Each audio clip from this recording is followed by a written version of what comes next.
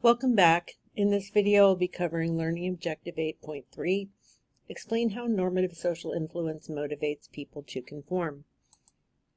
Now, in the last video, we talked about informational social influence, which is always based on our perceived lack of information about how to behave, and the need then to look to other people to decide what the right response is, the right kind of pattern of behavior is. Normative social influence is based on that other big basic human motive. And that's the need to feel good about ourselves, which is directly connected to the need to be accepted. A big part of the way we define ourselves is our connections to other people. And we often really kind of think about our own self-image, our self-esteem, in terms of the degree to which we are accepted by those we like. So normative social influence is based on that need to be accepted. And a big part of this process involves the way in which groups of people form norms.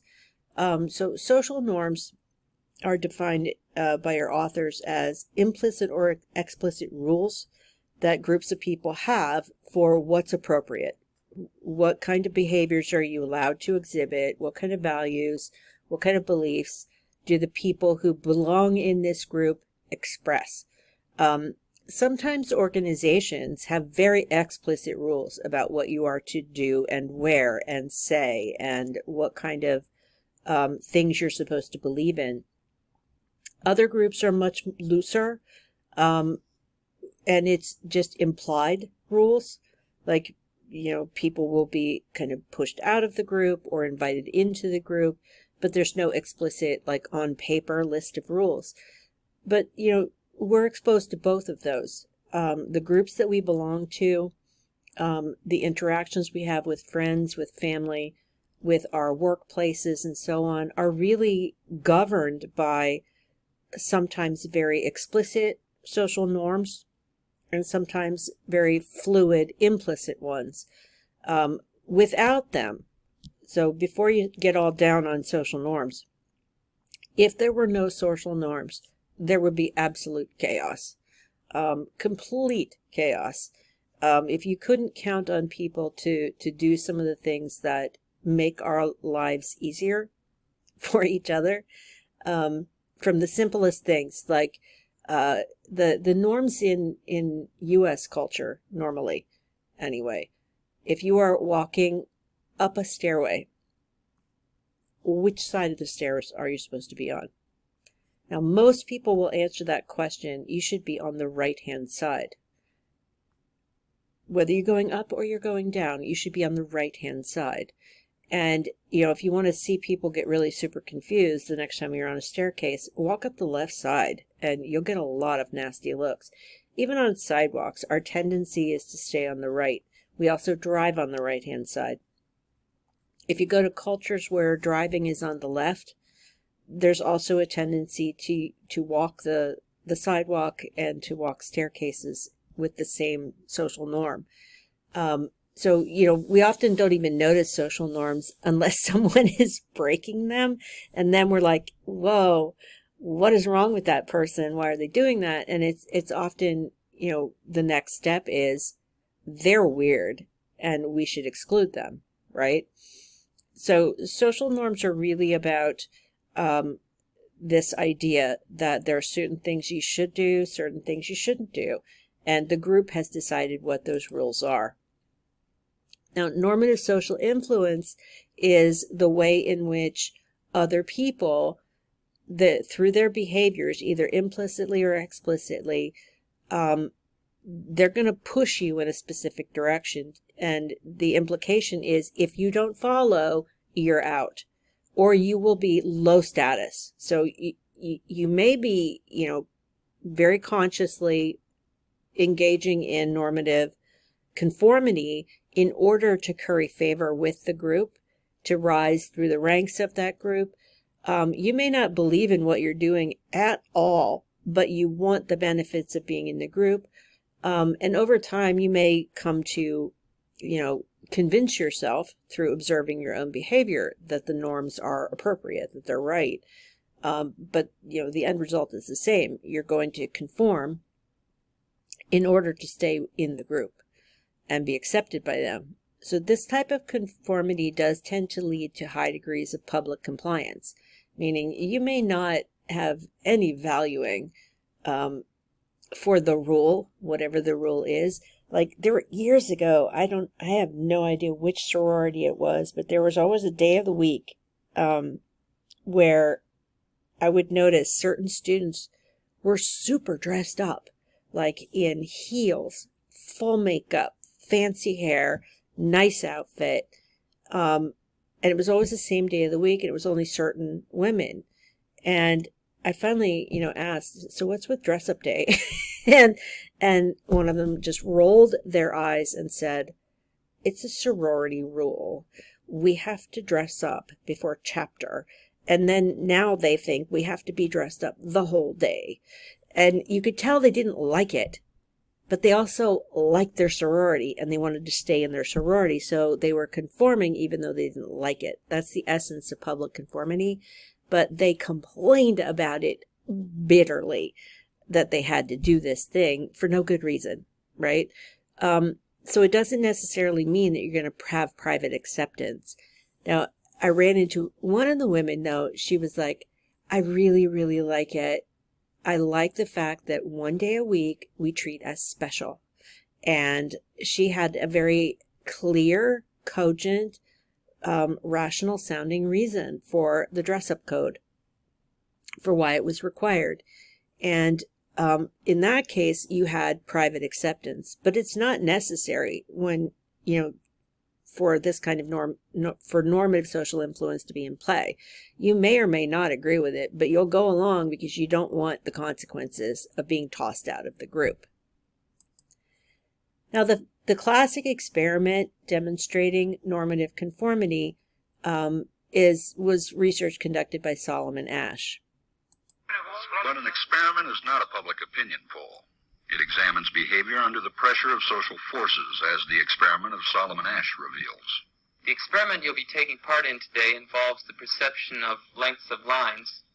As you can see here, I have a number of cards, and on each card there are several lines. Your task is a very simple one. You're to look at the line on the left and determine which of the three lines on the right is equal to it in length. All right, we'll proceed in this order. You'll give your answer. Only one of the people in the group is a real subject, the fifth person with the white T-shirt. The others are confederates of the experimenter and have been told to give wrong answers on some of the trials. The experiment begins uneventfully as subjects give their judgments. Two.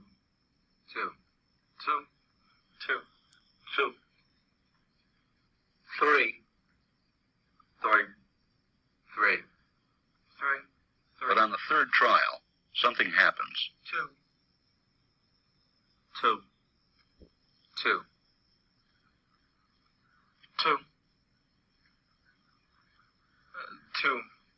The subject denies the evidence of his own eyes and yields to group influence.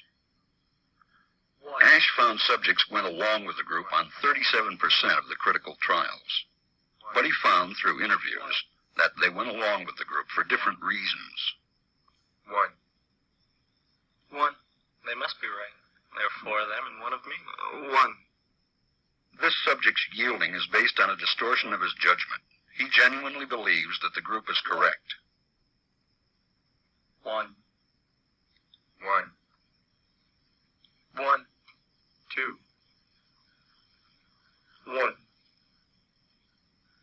Two.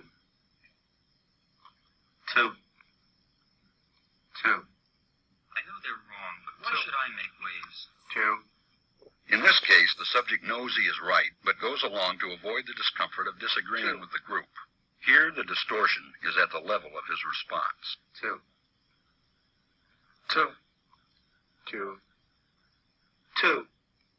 In the previous experiment, the naive subject stood alone against the group. In this variation, Asch gave the naive subject a partner, here seated in the third position, who also gives the correct response. One.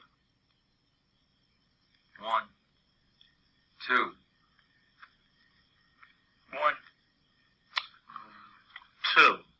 With a partner, yielding drops to only 5% of the critical trials compared to 37% without a partner. Although subjects report warmth and good feeling toward the partner, they typically deny that he played a role in their own independence. The partnership variation shows that much of the power of the group came not merely from its numbers, but from the unanimity of its opposition. When that unanimity is punctured, the group's power is greatly reduced. Sometimes we go along with the group because what they say convinces us they are right. This is called informational conformity. But sometimes we conform because we are apprehensive that the group will disapprove if we are deviant. This is called normative conformity. The strength of the normative factor is shown in another variation carried out by Ash. In this variation, the subject is told that because he had arrived late, he would have to write his answers.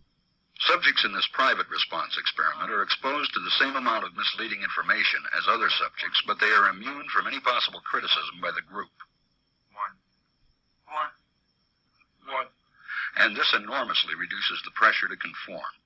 Conformity drops by 2/3. Ash's experiment is a classic. It reveals how people will deny what they see and submit to group pressure. It allows us not only to observe conformity, but to study the conditions that increase or reduce its occurrence.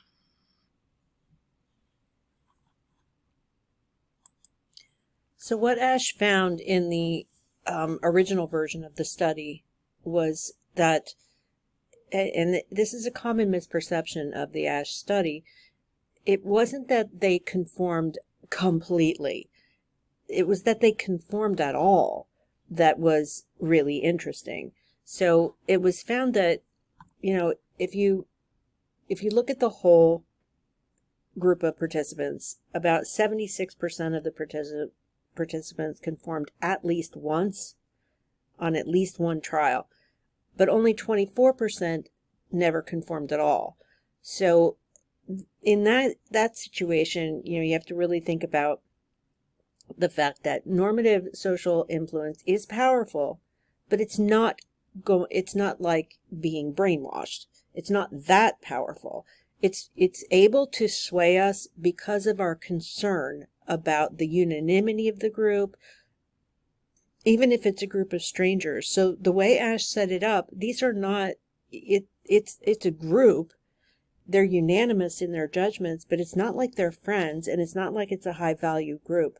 So if you add those things, if you add the idea of this is a high value group and you really want to belong, conformity goes even higher than what Ash found with groups of strangers. So why do we conform for normative reasons? In some situations, people know what they're doing is incorrect. So like with the Ash study, they're making a wrong judgment. Or if I, reflect back to my high school days, those adventures in toilet papering other people's houses, what you're doing is not right.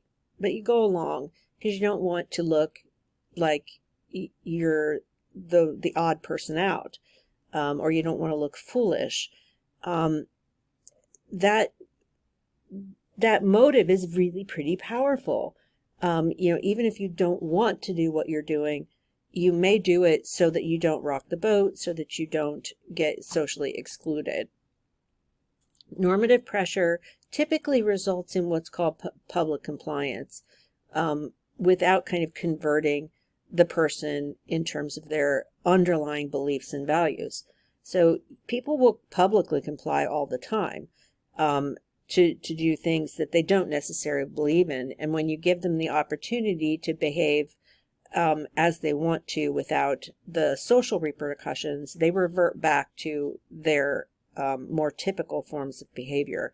So like in the Ash study, when he allowed people to make private judgments, or when he gave them an ally, they felt more free to resist normative pressure and avoid going along with what the others were doing. Now, if we go back to, this basic human motive of wanting to be accurate, it also applies to some of this situation as well. If you amp up the importance of the decision, is that going to have an impact on whether you resist group pressure and go against even a group that you care about? When importance is low, conformity to the group stays about the same as what was found in the classic Ash study. So you get basically the same level when the importance is low. When the importance is very, very high to the individual, normative conformity goes down. People will still conform some of the time in response to social pressure. However, it's much lower if the decision is a really important one and it's personally relevant. So again, if it's personally relevant, if it's important, conformity goes down. It's powerful though, even when the group is wrong and the right answer is obvious and that there are incentives for being right, some people still find it really, really, really hard to really challenge social disapproval, even if it's just strangers that are around you. I'm thinking of an example of when I was at a baseball game and there were people in the crowd who were heckling the outfielders from the other team, and they were heckling in a way that I thought was inappropriate, in terms of just the things that people were saying. They were saying really personal things, really horrible things to this person who's just out there doing their job, playing baseball. But I was surrounded by people chanting and screaming and heckling this player. And by sitting down, I was making myself a target, and that felt really super uncomfortable to do that. And I even said something to my husband who was sitting next to me, and he was like, "Don't say that very loud," because he was concerned that these were, a lot of potentially volatile, probably drunk fans who were behaving inappropriately. And he would just prefer that they not come after me. So, that's a kind of classic situation. Now, why do we feel so uncomfortable resisting normative social influence? Because the consequences are real. If you disregard the norms of your group and don't conform to them and go against them, there are a couple of highly likely outcomes. First, someone in the group is likely to try and train you up, bring you back in. They will talk to you and explain to you why you need to stop doing what you're doing. They're going to have those increased number of communications with you. And if you don't agree with what they're saying, they may start to tease you with their comments. If the discussions and the comments, even the lighthearted teasing doesn't work, they may go after you. They may start talking smack about you. They may withdraw from you. They may toss you out of the group. So it's like that old adage about reindeer games where Rudolph, poor Rudolph with his light up nose, gets tossed out of his social group until they learn that he's actually super cool and useful. So when will people be most likely to conform to normative social influence? Social impact theory is one of the theories that is used to help us understand this. It was proposed by Latine, who we will learn in a future chapter had a lot of impact on the study of helping behavior. So social impact theory argues that there are some variables that will increase the likelihood of normative conformity. First is how important is the group to you. The more important the group is to you, the more likely you will be vulnerable to normative conformity if demands from that group come at you. So if it's important, you're going to want to go along. And then there's the immediacy of the group. Are they literally in your face, or are they very, very distant and unlikely to be able to directly criticize your behavior? So, if they're closer to you, in close contact, they have a lot of interactions with you, that's when you are more vulnerable. And, the number of people in the group matters as well. So let's take a look at these a little more carefully. So how important is the group? Normative pressures tend to be more powerful when you hit certain kinds of groups. Groups where friendship is the value, love is the value, respect is the value, and you see that value as being so significant that losing it is painful. So part of what's going on here is we feel hurt when we can't access groups, whether it's a friendship group or a group bound by love, like a family, or if it's a high respect situation. When we can't access that, we feel pain. So that's one of the reasons. You also have strength defined in terms of cohesion. If a group is really, really tight-knit and they share a lot of the same beliefs, those highly cohesive groups can be pretty random in their decision-making. So that cohesion actually interferes with high-quality decision-making, because nobody wants to upset the relationships that the group is made of. So they'll just go along. Even though, inside of themselves are like, this is the stupidest thing we've ever done, they're not going to say it out loud because they will upset group cohesion and make people angry. Strength also comes into play when we think about how conforming normatively to these groups that we believe are important to us.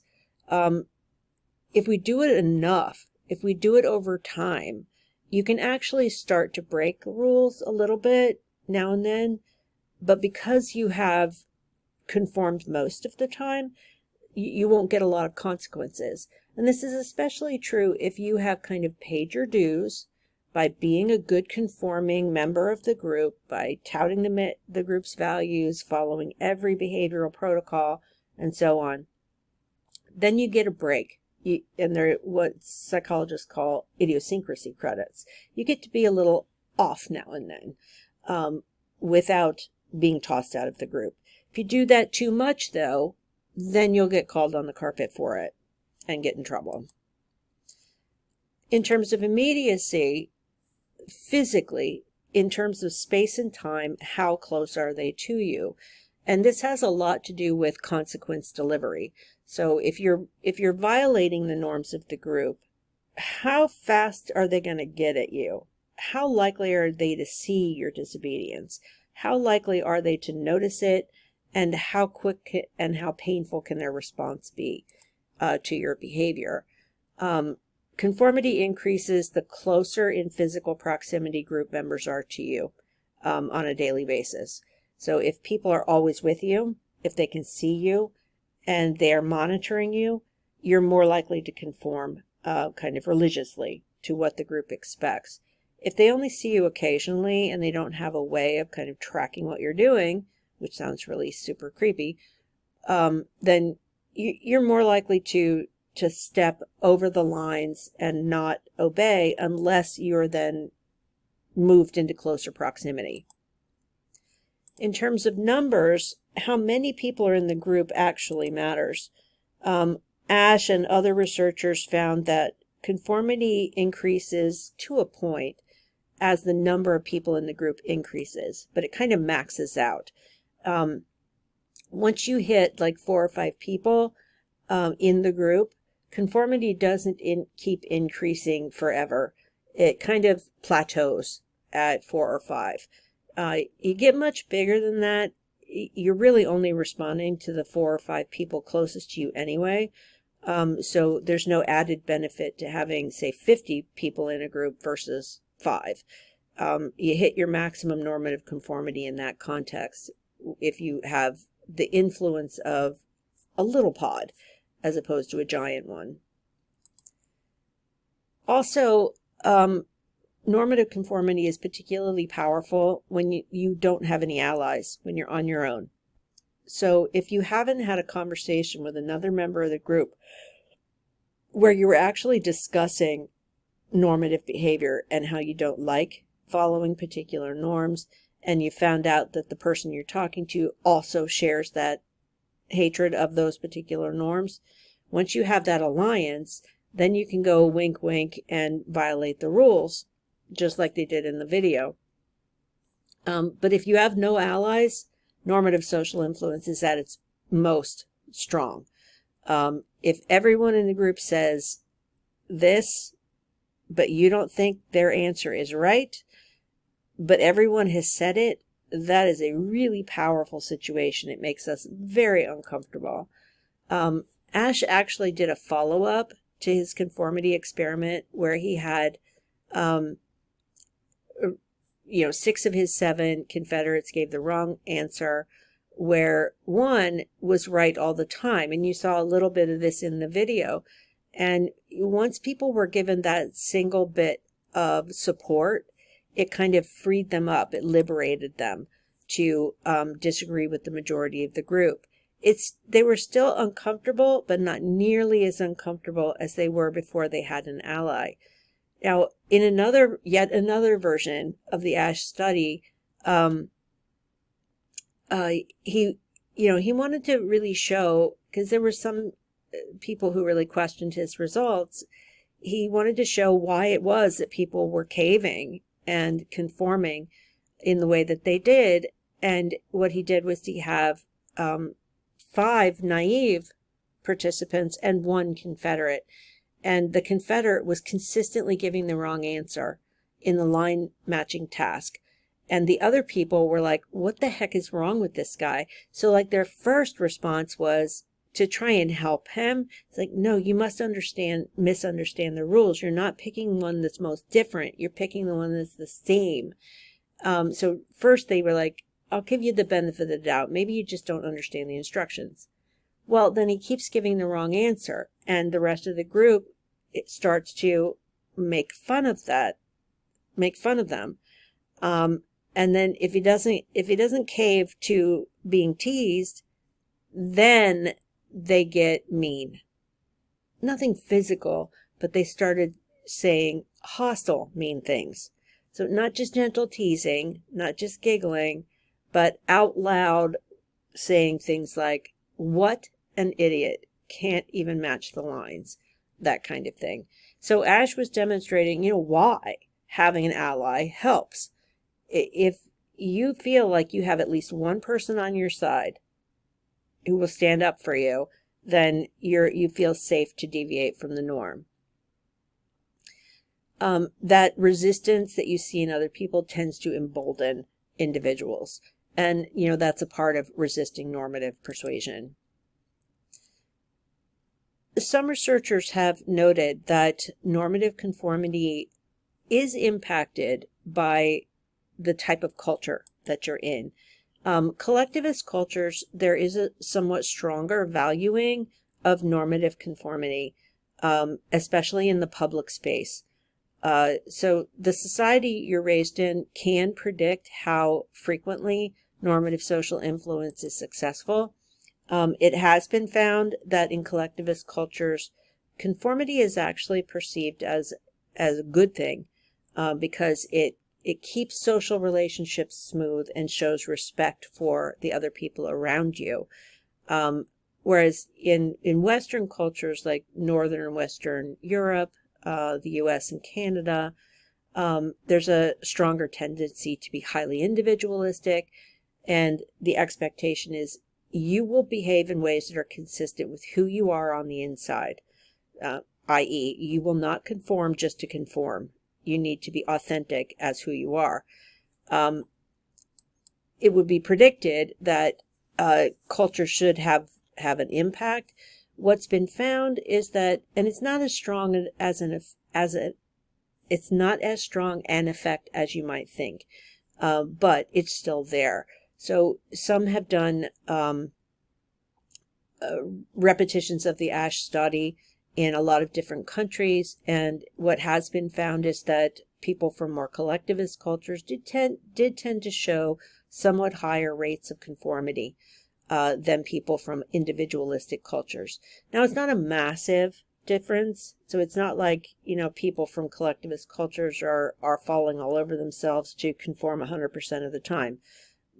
No, it's more like a subtle difference, but it's a reliable one. That's why it matters that this was a meta-analysis.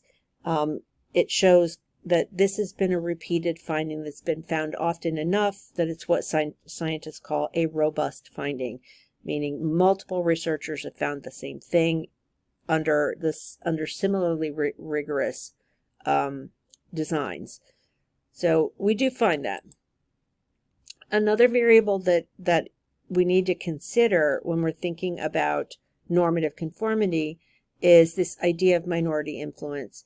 And by minority, what we mean is people who are not in the majority within their group. So it has nothing to do with like demographics.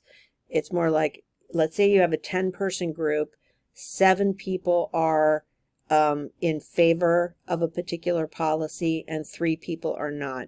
The 3 people who are not in favor, that's the minority within the group. So there are times when people who are in the minority in the group can actually persuade that group to move in their direction. So individuals who are in a majority opinion group, or who are in the majority, they can become vulnerable to normative influence if the people in the minority persistently, so remember, if it was a 10-person group, you got 7 who are in favor of a policy, 3 who are super opposed. If those 3 people over time express the same view, the same facts, the same ideas repeatedly, and different members of that minority group, they agree with each other, they're cohesive, they present their argument, and they do not deviate from it, that can start to signal that a new norm may be possible. So it may signal to those other 7, hey, there's another way to think about this. So if you have a steadfast minority that is dogged in their opinion, they have the potential to pull people over to their side just through normative pressure. If the minority expresses these consistent, unwavering views, the majority is more likely to move in their direction. They may not completely flip-flop, but they may adopt either the whole minority view or part of it. And this has been demonstrated in lots of experimental research. What are some ways that you can resist normative social influence? Well, first, education matters. You have to be aware of the things that make you vulnerable to it, especially if you are thinking about situations where you are likely to face social pressure. Some of the classic examples are when you know that your peer group, who you really want to stay in the peer group, but they're going to be doing something, let's say underage drinking, and you don't want to do it. If you're aware that normative social influence is a thing, that awareness is really helpful because it enables you to take action. One of those actions can be to find an ally. Find another person who's not going to be drinking at the party, and you can be each other's sober buddy. Or you can volunteer to be the designated driver. But finding an ally is really, really helpful because it can give you kind of solace that you are within your rights to behave in this way. And besides, if you have some idiosyncrasy credits banked up, you can be idiosyncratic every now and then. If you conform most of the time, you can insulate yourself from being tossed out of your social group for deviance in the future. So, if you have enough of these built up, you can protect yourself from retribution. So if it's a really important social group to you, you can conform to the norms of the group often and easily, readily, and that builds up your idiosyncrasy credits. When it comes to, time for partying, if you've been a good normative soldier and the party comes and you're like, nope, not drinking, you may be given a pass for that if you've been very conforming in the past. So let's just pull some of these threads together and review. The Sharif study is really a test of informational social influence. And what you have is a difficult task with no right answer. It's very ambiguous, and what you use to form your opinion of what the right judgment is, you're using other people's responses. You may, in fact, actually believe what other people have said. Since there's no right answer, there's no way to really know, right? And then you may internalize it by making it your own true belief.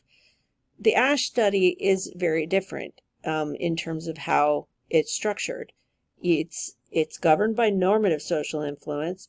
You have a very clear, very easy task. There is 100% a correct answer. It's not an ambiguous situation. Your own beliefs clearly are inconsistent with the answers that the group is giving, so you're conforming on the outside just to avoid the discomfort of standing out in that situation. But you're not going to change your mind later. So Ash even showed, he did so many different versions of the study, but he would have them do the task in a group situation where they were exposed to all these people giving the wrong answers, and then they were brought in and asked to do it on their own. They would give 100% correct answers when they were alone. Put them back in the group, they'll go back to that pretty reliable conformity level. One of the ideas is that we conform not 100% of the time, because you're going to maintain your independence a little bit, but you're going to do it sometimes. Just so that you show that group, I don't want you to get mad at me. You don't need to harass me. You don't need to lecture me. You don't need to call me names. You don't need to look at me like I'm stupid. I'm conforming most of the time. Just let me be independent now and then. So that concludes my coverage of Learning Objective 8.3. In the next video, I'll be covering Learning Objective 8.4, describe how people can use their knowledge of social influence to influence others.